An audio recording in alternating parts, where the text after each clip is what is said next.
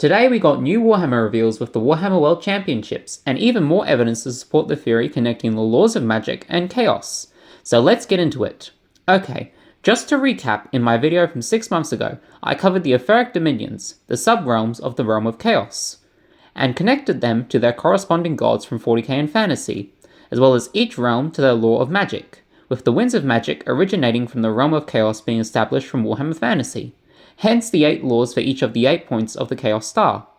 I also read the Dark Imperium trilogy in the meantime, in which Kugath refers to the Winds of Chaos, which, as we've already established, the Winds of Magic come from the realm of chaos, so this would make sense for a demon to refer to them as such, and as bad as explicit of a mention of the Winds of Magic we've had in 40k. Quote, Kugath had swelled in size to match the cauldron, nourished by winds of chaos blowing into the mortal realm. And later in the second book, Plague War, Kugath refers to the warp energy above Parmenio as a multicolored aurora only visible to demon eyes, much like the winds of chaos blowing through the open warp rifts from the poles of the Warhammer Fantasy world, with distinct colors visible to wizards but otherwise generally invisible to other mortals.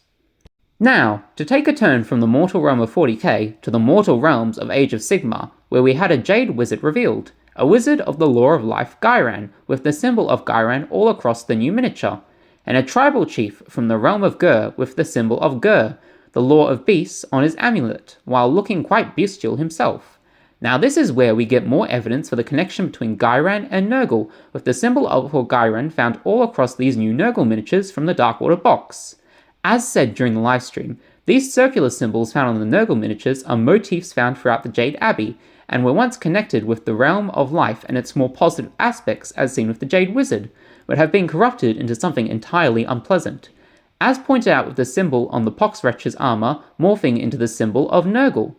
Going across the new reveals, we see the symbol of Ghyran as the Jade Wizard's staff on his robe and belt buckle. The Vulpine, a word referring to foxes, forest spirit, seems to have a dark mirror in the Maya Kelpies. For the Nurgle side, we see the symbol on Gelgus Puss' belt buckle, the Siswitch's headdress, branded on Mulgoth the Cleaver's left arm, on the Brayherd Shaman's staff and the ruins beneath them, on the stone of the Cankerborn, demons which are made from the very ground of the Abbey, the armour and symbol of Nurgle on the Blight Templars, the armour of the Poxwretches, and skin of the Pestigors. Additionally, if we look towards the Sylvaneth range, the Order Army for the Law of Life, we can see that the Lady of Vines continues this motif by crushing a plague bearer into the ground underfoot, while being dragged down by branches. Given these new reveals and the emphasis on the connection and mirroring of the forces of Nurgle and the Law of Life, as we see throughout the lore and miniatures, I think we can safely confirm that the Law of Life and the Chaos God of Nurgle